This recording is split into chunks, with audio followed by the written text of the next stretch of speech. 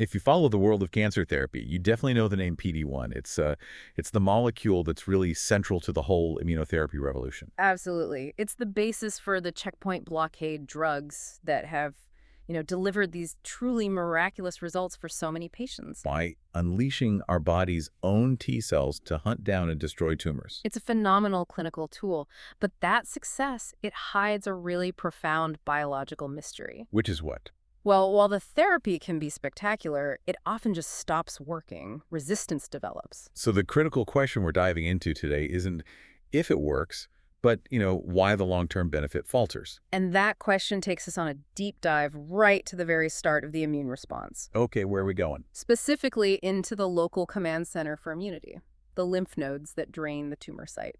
We call them the tumor-draining lymph nodes, or TDLNs. And we're not just looking at the whole node, right? We're focusing on a very specific type of cell. The most important cell subset for long-term immunity, the stem-like progenitor CD8 plus T cells. We'll just call them TSL cells to keep it simple. Right, TSL cells. So our mission today is to unpack a finding that really seems to challenge the prevailing wisdom about T cells and exhaustion. It really does. We have for so long considered this inhibitory molecule, PD-1, to be the culprit, the signal for T-cell brainout. But the data shows something different. The data shows that in the TDLN, PD-1 actually plays a central, and this is the key, a beneficial role. It acts as a regulator to maintain the highest quality anti-tumor T cells. That is the ultimate aha moment. The villain is actually the quiet hero. Exact. Because historically, the accepted idea was that sustained T-cell receptor signaling, that's the constant bombardment a T-cell gets when it sees an enemy antigen, would just push that cell past its limit. Right, leading to either terminal differentiation or just total brainout. And that's still true in a lot of cases. Oh, absolutely, in many contexts. But this new evidence shows PD-1 is a crucial component of a negative feedback loop that's designed specifically to prevent that burnout. But only in the best of the best T cells. Precisely, among the most powerful, highly reactive T cells, thereby sustaining their long-term potential. Okay, let's unpack this. So before we get into the whole PD-1 paradox, let's just clearly define who we're talking about. What makes these TSL cells the elite fighters, the ones we really need to save? Think of TSL cells as the immune system's high-quality reserves, like a special forces unit. Okay. They are cytotoxic T lymphocytes, so they can kill, but their most important characteristic is their long-term potential. They have this high proliferative capacity and the ability to self-renew. So when we give a patient checkpoint therapy and see that massive successful burst of anti-tumor activity, that expansion comes primarily from the proliferation of these TSL cells and their immediate offspring. They are the engine of the anti-tumor response.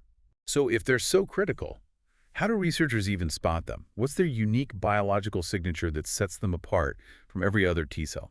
They use some really advanced spectral analysis, specifically 3D multiplex immunofluorescence imaging. Which lets you see exactly where all the different molecules are in 3 dimensions inside the tissue. Exactly. And they found TSL cells by looking for 3 specific markers. They have to be TCF1 positive, which is a key marker for that stem-like function. Okay. They're also PD-1 positive, which is, of course, important for our paradox. And crucially, they are SLAM-F6 high. TCF1, PD1, and high SLAM-F6. That signature is specific, and their location is even more specific, right? They're not just found anywhere. Absolutely. The geography here is everything. These highly defined SLAM-F6 high TSL cells were found almost exclusively in the tumor-draining lymph node, the TDLN. So not anywhere else. Not in the spleen, not in lymph nodes far away from the tumor, and even the T cells inside the tumor itself didn't have this specific high SLAM-F6 expression. So the TDLTNA is acting as a kind of protected reservoir. That's a perfect way to put it. It's continuously replenishing the tumor microenvironment with fresh, high-potential cells. And if the TDLN is the training camp, these TSL cells aren't just floating around. Who are they interacting with? Who's their partner? They form these distinct clusters, and their key partner is a specialized type of antigen-presenting cell, the XCR1 plus type 1 conventional dendritic cell, or a CDC1 cell. The CDC1 cell, you can think of it as the specialized coach, right? Exactly. The imaging proved that the TSL cells were in tight association with these CDC1 cells, which are holding the antigen that keeps stimulating them. Okay, so this brings us to the great paradox that launched this whole investigation. The TSL cells are clustered right next to the cells presenting the tumor antigen, and they're still getting stimulated days later. That's right, samples from day 8, for instance. So if they're receiving continuous, strong pro-activation signals, why haven't these highly reactive T cells just burned out or died? That is the core puzzle. And to prove that active signaling was indeed persistent, the researchers looked for evidence of the T cell receptor signal itself. How do they do that? They stained the tissue for a transcription factor called NFAT1. When a T cell is actively stimulated by an antigen, NFAT1 moves from the cytoplasm into the nucleus of the cell. It's like a smoke alarm signaling a fire. Perfect analogy. The alarm goes off when the antigen is seen. And the crucial finding was that this nuclear NFAT, the active signaling, was overwhelmingly observed among the TSL cells clustered close to those CDC1 cells. And the ones further away. TSL cells far from this niche, they largely lacked that nuclear NFAT. This confirms persistent, strong antigen encounter is happening in this specific little neighborhood. And that's what's sustaining their proliferation and their stem-like state. They must be really good at surviving this constant stress. They are biologically geared for survival. In addition to their stem-like markers, these SLAM F6 positive TSL cells expressed higher amounts of the anti-apoptotic protein BCL2. Which literally prevents cell death. Right. And another stem-like marker, CD200. So they are high-quality, long-term precursors protected in the TDLN via this continuous signaling, which raises an important question for you, the listener. If this strong signaling is happening and they're not dying, something must be regulating that signal. And that something is what we used to call the enemy. Exactly. This is where we shift the paradigm. PD-1, the molecule known for T-cell exhaustion, is, in this context, the protector. So how does it manage this incredible balancing act? We have to think of PD-1 as this finely tuned negative feedback regulatory loop. Instead of just blocking activation, PD-1 is there to fine-tune or attenuate the TCR signal. Okay, so like a dimmer switch on a really powerful light. That's a perfect analogy. High-affinity T cells, the ones that bind super strongly to the tumor antigen, they naturally get a very, very strong TCR signal. Without some kind of intervention, that strong signal would overload the cell. So PD-1 doesn't block the light, it just dims it. So the cell can stay active without burning out or, self-destructing. Precisely. This allows the high-affinity T cell to keep proliferating and maintaining its TCF1 positive stem-like state, rather than just rushing toward terminal differentiation or cell death. And they could see this happening. Oh, yeah. The imaging proved this mechanism was active right at the interface. They saw PD-1 molecules on the TSL cells physically clustering toward the point of contact with the CDC1 cells. Right, where the CDC1s are expressing the ligands, PDL1 and PDL2. Exactly. That's a strong visual confirmation. The PD-1 molecule is sitting right there, ready to engage. And that engagement is what signals the inhibition. Right. This clustering resembles what are called inhibitory microclusters, which mediate this signaling, likely by recruiting a phosphatase called SHP2. And the job of SHP2 is basically to turn down the volume of the TCR signal. That's its job. It's direct, immediate signal attenuation. So the CDC1 cells are essential for this whole maintenance program. How did they definitively prove that this late antigen presentation was mandatory? They used a really clever tool called XCR1-DTR mice. These mice are engineered so you can selectively kill or ablate the CDC1 cells using a toxin. Okay. So they let the initial immune priming happen, and then they started ablating the CDC1 cells on day 5, right when that late antigen presentation was happening in the TDLN. So what was the consequence of removing the coaches mid-game? The loss was immediate and profound. Ablating the CDC1s significantly reduced the overall T-cell expansion. But was it across the board? No, and this is the key. Nearly all of that decline was from a massive drop in the TCF1 positive TSL compartment, especially that SLAM F6 positive subset. Wow. So that proves this late antigen presentation by CDC1s isn't just helpful. It's absolutely necessary. It's necessary for maintaining and expanding the population of those critical TSL progenitors. And this is where we connect survival to quality. Yeah. These TSL cells aren't just any cells surviving burnout. They're the absolute best anti-tumor cells. How did the researchers quantify that high quality? Right. We need to talk about how they measured T-cell quality, which is often related to affinity, how tightly the T-cell receptor binds to the antigen. Okay. They came up with an imputed TCR affinity index. To do this, they use a ratio. They divided the intensity of tetramer binding, that's the molecule used to tag the right T cells, by the total CD3 expression on the cell surface. Wait, why the ratio? Why tetramer divided by CD3? Good question. Because CD3 measures the total amount of T-cell receptor machinery on the surface. So by normalizing the tetramer binding to the total amount of machinery, you get a really accurate proxy for the true TCR affinity. I see. The higher the ratio, the better the quality. Exactly. And when they applied this index, the finding was just unambiguous. The compartment with the highest imputed TCR affinity was strongly associated with the highest expression of both PD-1 and SLAMF6. So it's powerful evidence. The cells with the highest affinity are the ones that are specifically selected to become these PD-1 positive, SLAMF6 positive TSL cells. The TSL state is reserved only for the very best fighters. And this selection process drives the overall quality of the immune response over time. Absolutely. They saw that the average imputed TCR affinity of both TSL cells and their effector cell offspring steadily increased from day 6 to day 13. So you're constantly selecting for better and better fighters. Right. High-affinity clones are chosen and expanded at the progenitor stage, which guarantees the next generation of effector cells is also high-affinity.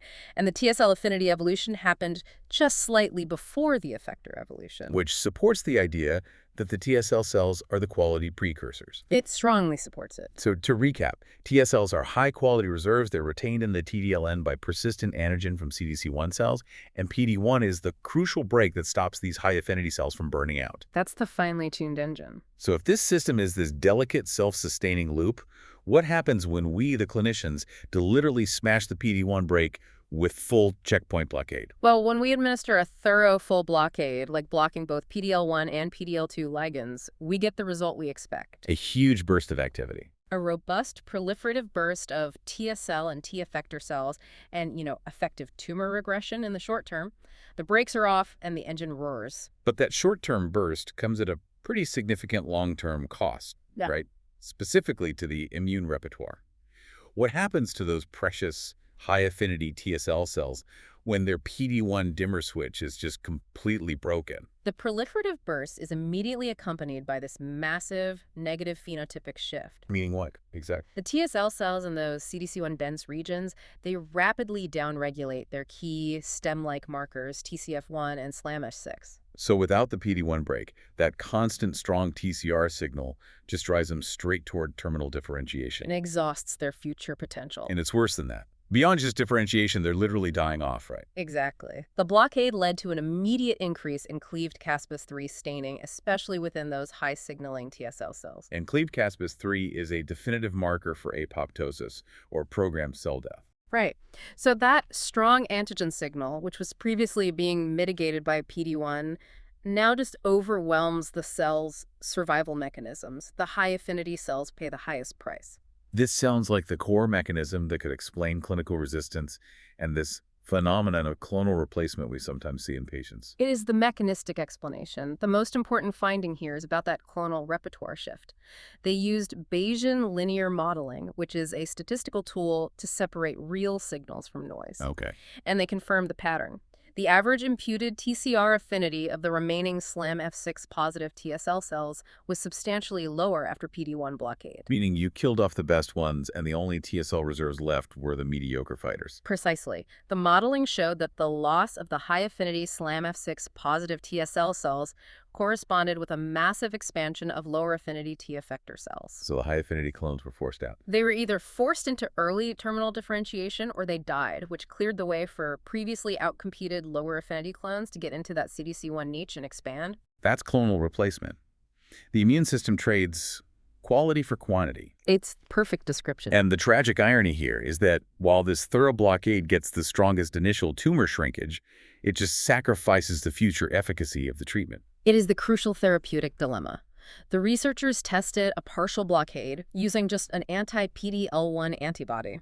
And what happened? That partial blockade did not significantly decrease the number or the imputed TCR affinity of the SLAMF6 positive TSL cells. The reserves were preserved. But the trade-off was less effective tumor regression.